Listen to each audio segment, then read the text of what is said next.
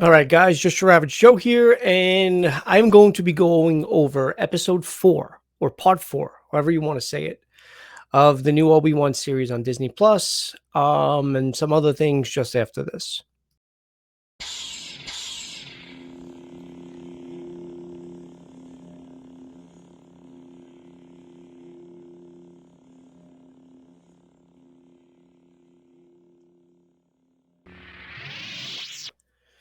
All right, guys, hopefully everyone's enjoying their Friday. I had to record this, and I'll be as soon as I'm done. I guess I'll post it. I was going to go live. My co-host ain't feeling well, so I am once again solo, which is fine.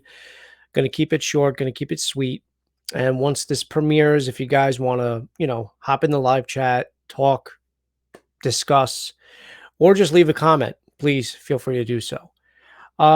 If you go back to previous posts, and I know who really has a time to go back to every single one of my video and try to find when exactly I said this. But I think I said it multiple times way before the series came out that this was probably one of the ones that I was looking forward to the most. And, obviously having Vader in the series helps. Hayden Christensen coming back was a big one.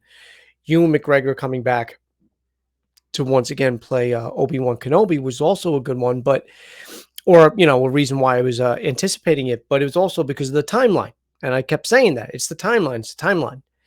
This is literally a follow-up to the prequels, but now you have this generation of technology, this generation of filmmaking.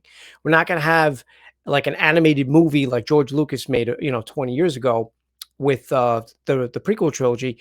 You're going to have actual practical effects combined with some CGI and some, VFX. And you're going to have these iconic characters again. This is the first time they're meeting, whether it breaks canon or not, or whether it breaks your interpretation of canon, whatever.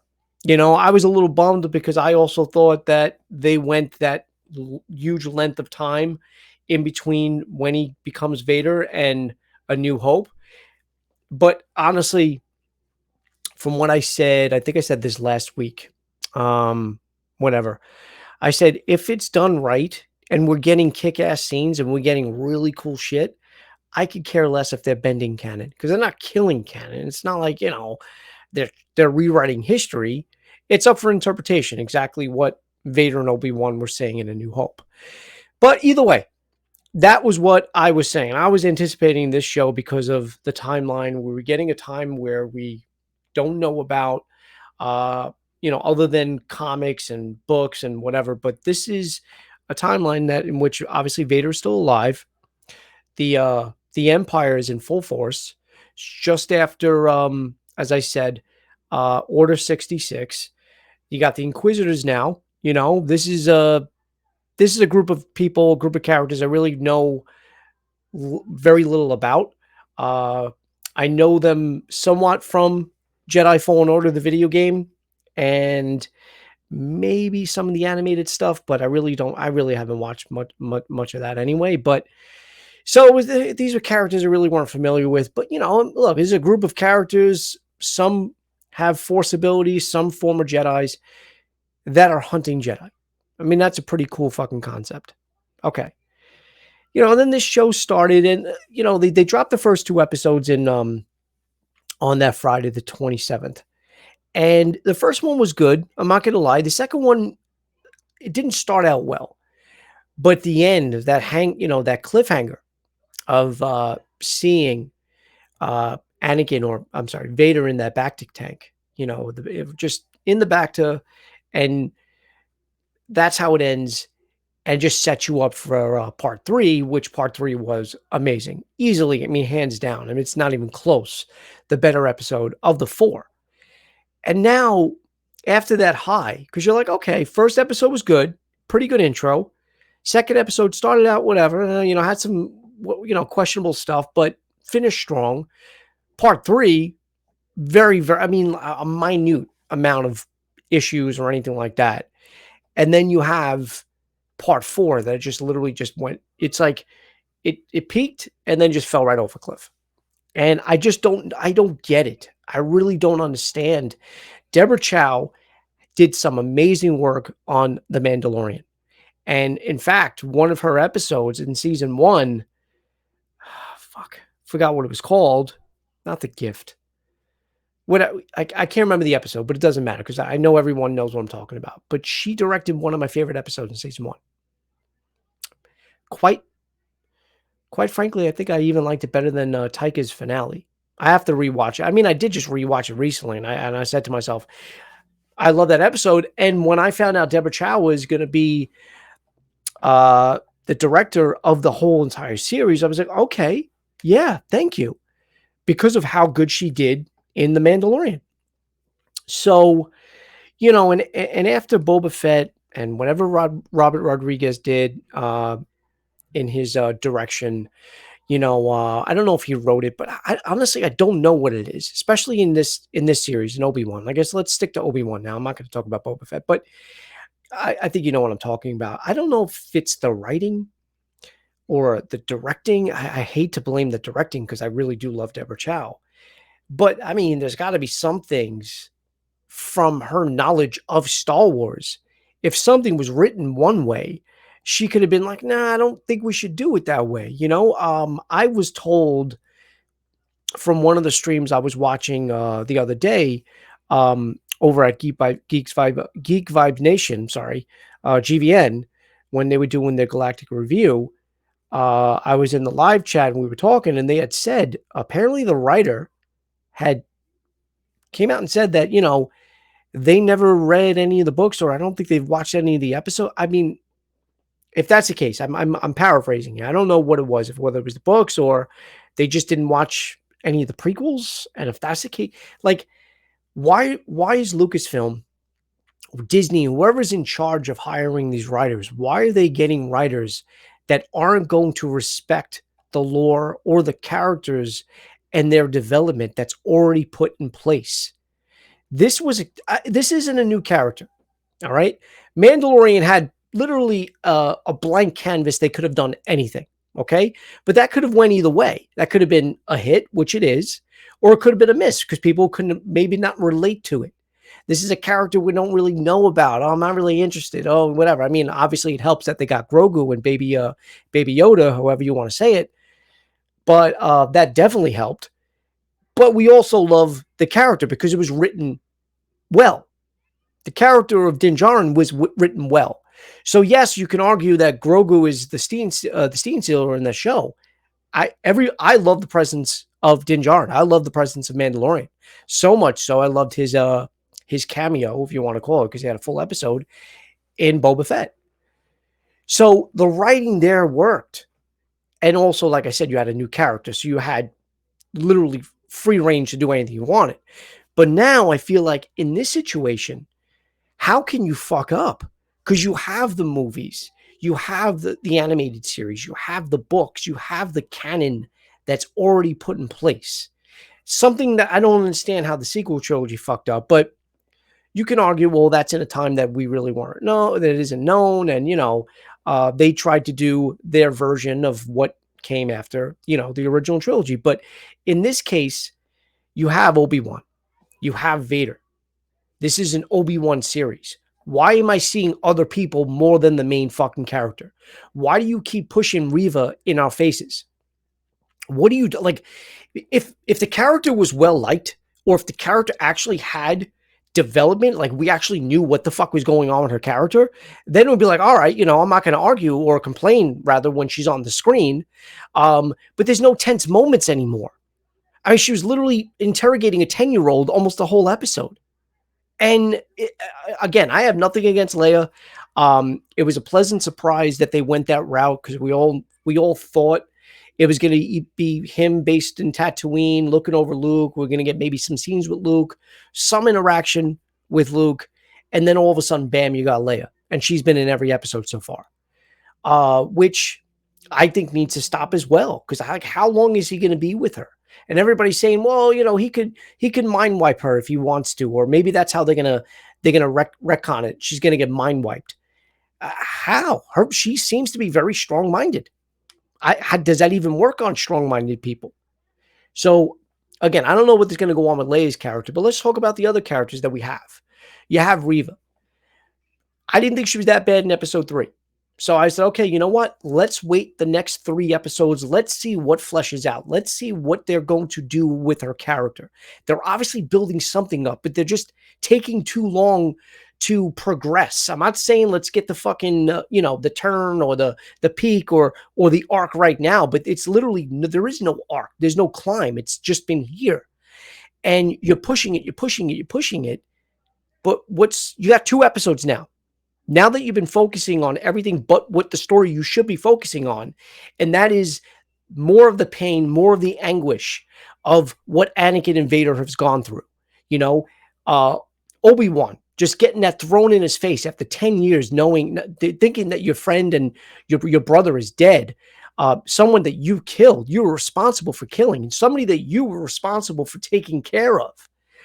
You lost him, you lost Padme, you're trying to take care of his son, from afar.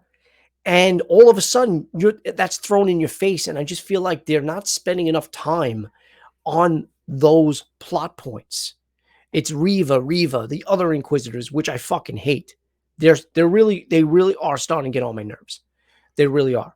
I mean, the other female Inquisitor is pointless anyway. She barely speaks and she barely is in it. I keep forgetting the Inquisitor's name, but the one that played Han in Fast and the Furious.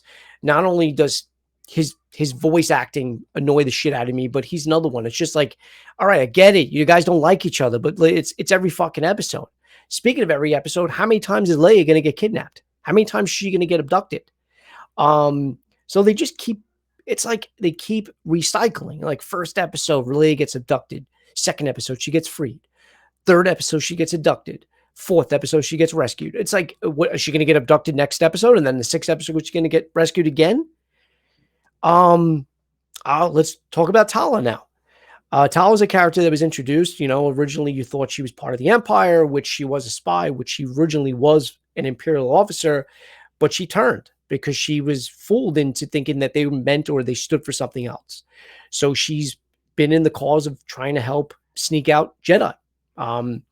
And her character actually is pretty strong in some scenes, especially when she condescends that officer for questioning her authority and questioning her rank and saying, listen, it's called classified and I have clearance. You don't. Let me the fuck in. Fine. That's great. But how fucking stupid, like how dumb do you think your audience is? I mean, how much of a belief do we have to suspend for you to have a character talking on a loud fucking speaker? You don't even have earphones, mind you. There's no bud in your ear. It's a fucking speaker. You're sitting 5 feet away from somebody right next to you, talking to Obi-Wan. Now, granted, she said Ben, and I can see that because nobody else knows him as Ben. That's just a name that he made up while he was in Tatooine.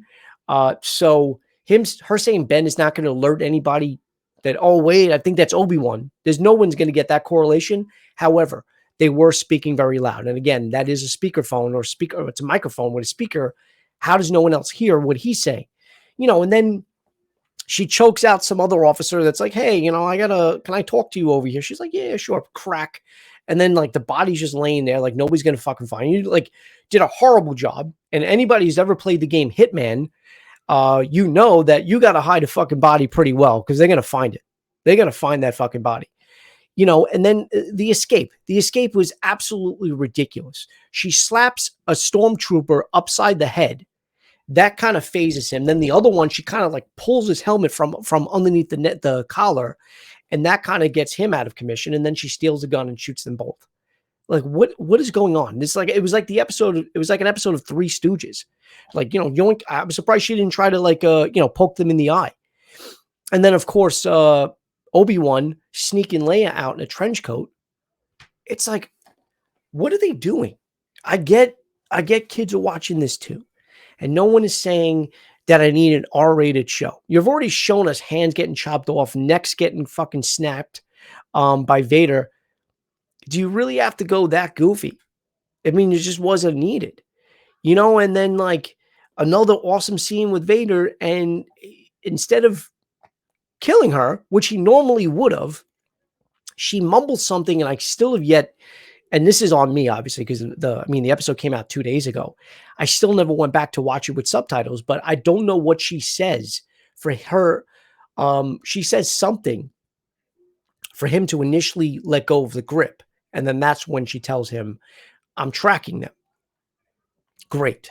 Okay. All right. He lets it go. I mean, that's actually a pretty cool plan because they're not only going to catch up to him, but maybe even see the path. Find the path, find the other Jedi. So, it's a win-win. But again, whatever. But there was a cool, it wasn't a completely a bad episode. You did have Obi-Wan coming back to his own, slowly regaining the force powers that, that he used to have, and, trying to move things. But then, of course, swinging that lightsaber around, blocking and deflecting those blasters, and force pushing and keeping at bay the water from coming in through the crack window, which was another nod to Jedi Fallen Order. If anybody played that video game, that's an actual scene in the game, except instead of Obi-Wan, it's Vader that does that with the water and tries to keep it at bay. But that, it is cool. I'm not going to lie, but it's a gray area for me because, yeah, I played the game, so I got rewarded by that. But how many people that have watched this show, or I should say, I'm sorry, are watching the show? Not that that was a big scene, and it's not like something that you needed as an Easter egg, but I just like, why? Whatever. I'm not even going to get into it. I was just going to say things like that. Whether like characters. I'll give you a perfect example for me. When he went into the underground base or wherever they were, and he goes into that room and he sees what he calls a tomb of all those suspended in animation Jedi that were captured. I didn't know who any of those were. And only the people that watch the animated series or other things of that nature that I've missed know exactly what it is, or like, oh, I know that character. That character was there, and that character was there, and I was like, all right, well, I mean, that's why I watch the breakdowns for things that I missed, that other YouTubers put out. But whatever, whatever. But that was a cool scene. I just want to know how they're suspended like that. Are they dead? Are they just in a suspended animation? Or how exactly does that encasement work? Because if they were killed, they're in pretty damn good condition if they're dead bodies. You know what I'm saying? I'm not saying that whatever they're in can't preserve them. But my point is, if you're being killed and you're a Jedi, how are you being killed? By a blaster, by another saber? What are you being killed by? And in that effect, you're going to have some damage, whether it's in the face or the body. Something is going to be damaged for you to have been killed. And none of those bodies seem like, unless they were all under their clothing, they were all killed in this area. Then that's the only way they can, explain it. So again, I want to know if they're being kept alive for experiments, because that's the first thing I thought of with Palpatine and his, his what do you call it, obsession with the transferring of his soul or essence to another Force user. And that's what we've come to find out. And obviously Rise of Skywalker is how he ultimately is actually, no, I don't even think, no, it wasn't explained in Rise of Skywalker. I'm sorry. It was explained elsewhere. I can't even remember where it is explained now. I think in the novelization or the encyclopedia, something like that. It was explained. It wasn't even explained in the movie. That was actually my biggest complaint. But the transferring of his essence to another Force user, that's why he was doing those things, those experiments with Snoke, is because that's what he was trying to use and see if it was going to be a valid portal for his body. So yeah, so I that was the first thing I thought of when I saw that to him. Similar to what that one scene in one of the episodes of Mandalorian, where they open up a thing and it looks like all old and Snoke's, and that's being experimented on and cloned. So there's that. But other than that, like, I just don't know. With 2 episodes to go, what are you going to do? Like, I really do think they wrote themselves in a corner here. And how do you stick the landing? Now, I could be completely wrong, and the next 2 episodes could be amazing. Do I think that bumps up the series in general overall? I mean, they would have to be some pretty amazing fucking episodes. Because if you think about this, if you put out 2 amazing episodes, with next week's episode being the penultimate episode, if you have 2 amazing episodes, now you have 3 of 6 Half of the series was amazing because I think episode 3 was the best. So maybe then I'll give you, okay, this was a series that was worth it. But if you don't ante up, and if you don't give the viewers what they came to tune in for, what they're tuning in for. And again, that's not saying that I don't want Obi-Wan and Vader to fight. I actually only wanted them to fight once. And you really can't count episode 3 as a fight. It was more of a clash. But obviously the main fight will be in the I would assume the climax and the finale. But there's got to be more back and forth. And I said this also previously last week. If you go by A New Hope and what was said when they first met on the Death Star, and that's when he said, last time, again, I'm paraphrasing because I don't know the exact quote. Basically, last time we were together, you were the master and I was the learner. Now I'm the master. Okay. So then that's when everybody was like, oh, well, that means they can't fight. How are they fighting? Because he was the master before. And what's he, whatever. And again, I said, look, if you do it right, I can look the other way because we're getting some fucking iconic shit from characters I love, especially Vader. However, you'll also be stomping on some dialogue from Return of the Jedi when Luke is trying to turn his father and he's basically saying, you're thinking like Obi-Wan once did. I can't be turned. You don't know the power of the dark side. So if Obi-Wan isn't trying to relate or trying to get at Anakin's or appeal to Anakin's good side and try to turn him or try to convince him to come back or at least have a fucking conversation with him, then that scene and that dialogue in Return of the Jedi is just complete shit now. And now you're just fucking messing with shit that you didn't need to mess with because you had that. You had that. Why they didn't make, well, I mean, maybe because they just didn't think people would care about it. But that should have given you a fucking hint then to put them so in your face in this series then. Why couldn't you just do an Inquisitors show? I do an Inquisitors show of them hunting Jedi. Vader could have popped up. Obi-Wan's name could have got name dropped. And maybe that could have even led into the Obi-Wan series. But why you're doing too much with too many different characters when the main meat and potatoes of this series is Obi-Wan and Vader? Now, nobody's saying that I need to see them in every episode. No one's saying I want to sit them. I need them to sit down with each other and have a fucking cup of coffee or play a game of chess. No one's saying that. But there's been nothing. There's been nothing except a character that nobody gives a shit about now with Reva. We don't. Especially after this, this last episode. It was just hard. It was hard to watch. It's painful to watch. And again, it has nothing to do with the actress. Nothing against Moses Ingram at all. Not against her race, not against her gender, just against the dialogue. It's horrible. The writing in this show is horrible. Whether it's dialogue or just the direction that they could just continue to choose to go is mind-boggling. Especially, like I said, when you have an IP of Star Wars, like Star Wars, and you have these characters that everybody knows and loves. You did it to Luke Skywalker and the legacy characters in the sequel trilogy. Okay? You're doing it now to the characters. Look, why couldn't just Filoni and Favreau know what they're fucking doing? And again, maybe Deborah Chow just needs to be a pop-up director in a bigger scheme.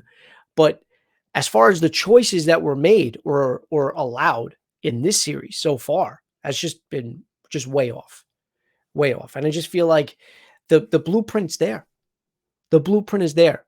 And you're literally taking it, setting on fire, and just doing whatever you want to do. And it's not the right way to go.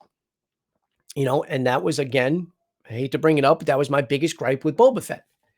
That was my biggest gripe with Boba Fett. And look what happened. Tamora Morrison literally just came out and said recently that I want Boba Fett next time to be the Boba Fett that everyone knows, the badass that we all know him to be. Thank you. Your own actor of that character fucking came out and said it.